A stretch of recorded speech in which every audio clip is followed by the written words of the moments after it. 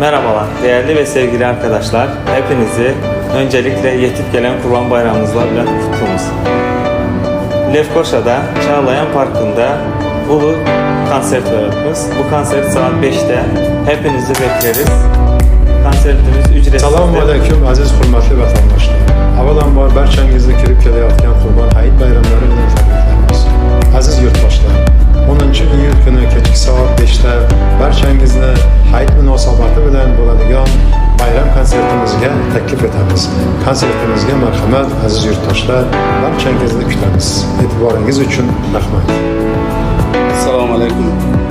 Hürmetli vatandaşlar. Yetip gelen Kurban Bayramlarınız bütün mübarek olsun. Eden ibadetleriniz, veren sadakalarınız, eden kesen kurbanlarınız Allah dergâhında kabul eylesin. Dostlar, buna paylaşayalı. Nasip olsa bu ayın 10'unda Kurban Bayramı'nın 3. gününde bir konsert bulunuyarız. Saat 6'dan 12'ye konsertimiz devam ediyor. Konsertimizden bir saat ön öten geçenlerimiz için verdi toprağa veren vatandaşlarımız için tövür kaldırıyoruz. Yeni bir gezek bayramımız tutun mübarek olsun. Hemmenizi konsertimizi karşılayasın.